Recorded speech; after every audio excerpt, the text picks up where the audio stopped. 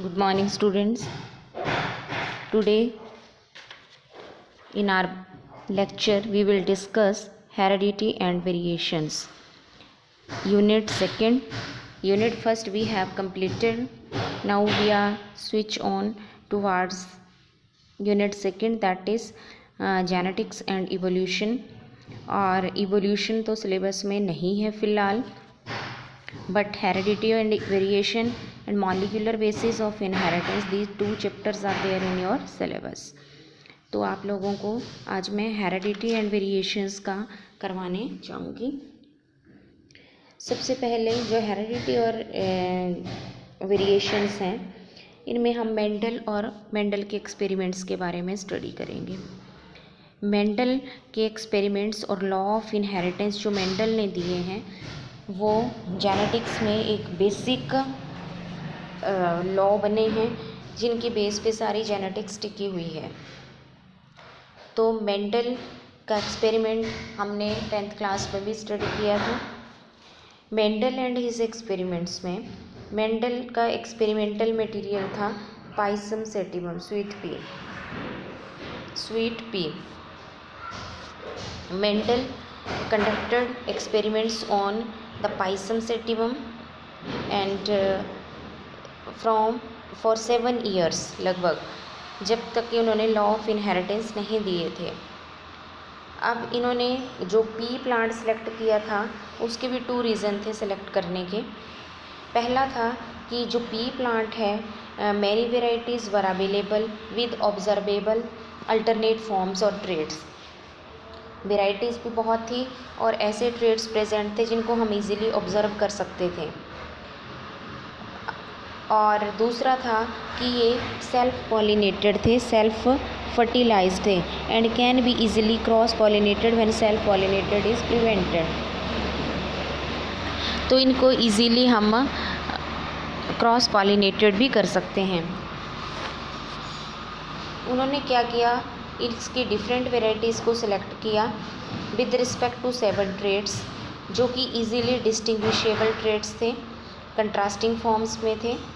और तब इन्होंने 14 ट्रू ब्रीडिंग वेराइटीज़ को कंसीडर करके एक टेबल जो अभी आप देख रहे हैं वो फ्रेम किया. ये टेबल, इसमें इन्होंने करेक्टरिस्टिक्स बता रखे हैं. सबसे पहला करेक्टरिस्टिक जो 7 करेक्टरिस्टिक्स इन्होंने कंसीडर किए, इसमें सबसे पहला है स्टेम हाइट. स्टेम हाइट में 2 ही करेक्टर ऑब्जर्व हुए अल्टरनेट फॉर्म्स, या तो टॉल थे या डॉर्फ. टॉल डोमिनेंट करेक्टर था और डॉर्फ रिसेसिव करेक्टर था. डॉर्फ जो कि अपने आप को किसी दूसरे के सामने एक्सप्रेस कर ले, रिसेसिव जिसका एक्सप्रेशन दूसरे के सामने दब जाए. ठीक है. फिर दूसरा था हमारा फ्लावर कलर का. फ्लावर कलर में पर्पल कलर तो डोमिनेंट था और वाइट डॉर्फ था. फिर सीड कलर लिया इन्होंने yellow and green. Seed shape ली round and wrinkled. Pod colour लिया ग्रीन एंड येलो.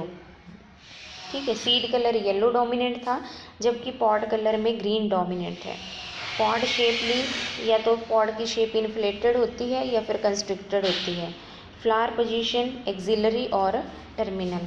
तो इस तरह से इन्होंने ये 7 कंट्रास्टिंग करेक्टर स्टडी किए. अब मेंडल की जो मेथोडोलॉजी थी वो मैथमेटिकल लॉजिक और स्टैटिस्टिकल एनालिसिस ऑफ डेटा, ये सारा ही इन्होंने यूज़ किया. His experiments had large sampling size and confirmation of inferences from his experiments on successive generation of his the test plants. Mendel ने पहले ये श्योर किया कि हर एक ईच ऑफ द 14 वेराइटीज़ जिनमें कि 7 पेयर्स ऑफ अल्टरनेटिव फॉर्म्स हैं, contrasting characters हैं, दैट वर ट्रू ब्रीडिंग, और उनकी सक्सेसिव जनरेशन को अलाउ किया टू सेल्फ पॉलिनेट और eliminate the offspring that was not true breeding. उनको इलिमिनेट करते गए. He studied the inheritance of each 7 character individually. इन्होंने क्या किया, सारे ही करेक्टर्स की इनहेरिटेंस को इंडिविजुअली स्टडी किया. इंडिविजुअली स्टडी करने के बाद मोनो हाइब्रिड क्रॉसेस और उसके बाद di hybrid tri hybrid crosses frame किए. अब first of all mono hybrid crosses क्या होते हैं? मोनो हाइब्रिड, मोनो मीन्स होता है single.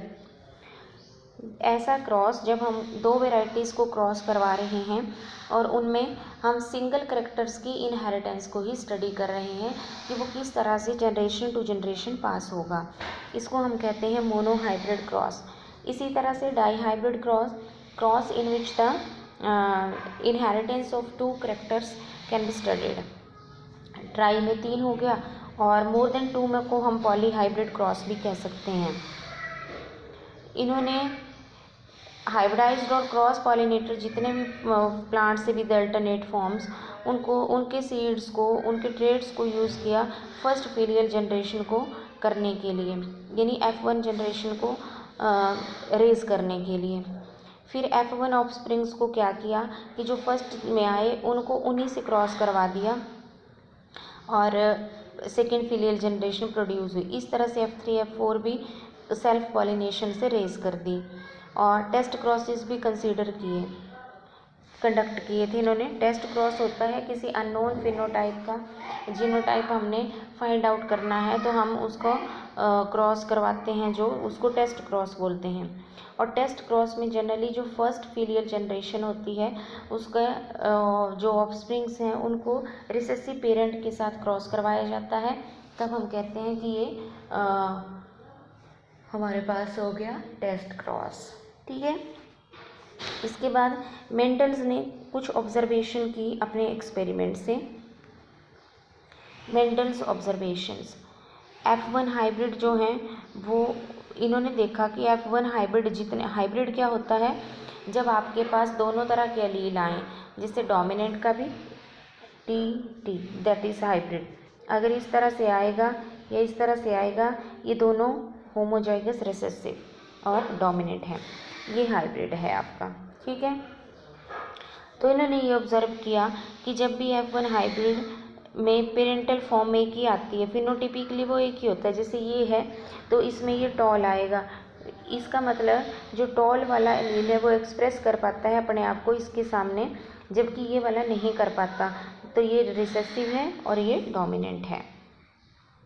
Both the parental forms of the trait without any change in F2 generation. दूसरा फीचर ऑब्जर्व इन्होंने ये किया ऑब्जर्वेशन में अपनी, कि पहली बात तो कर दी कि हाइब्रिड में हमेशा ही parental forms of the trait रहेंगी एक।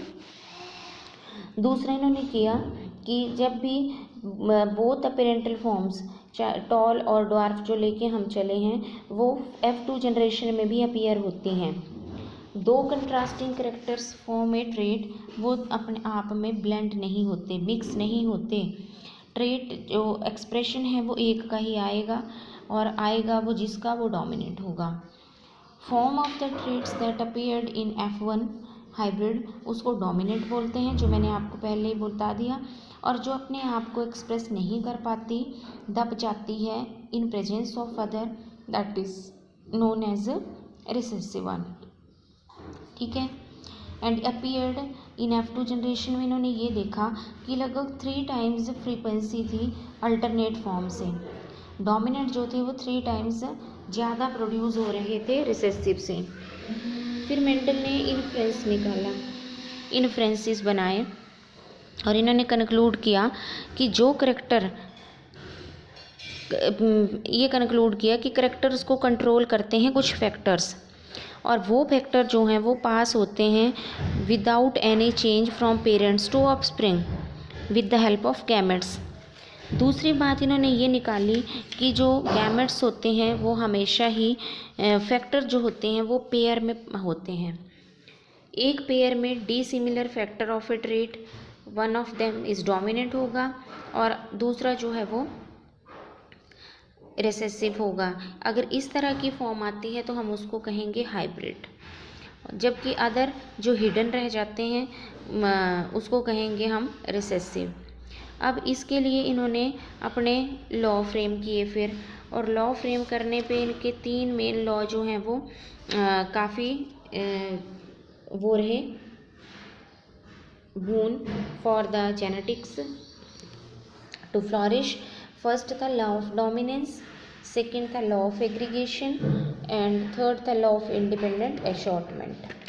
तो first one is law of dominance, second is law of segregation and third is law of independent assortment. Okay, तो ये 3 लॉ जो हैं इन्होंने दिए, जो हम अपने नेक्स्ट उसमें पढ़ेंगे लेक्चर में। Okay, thank you, have a nice day.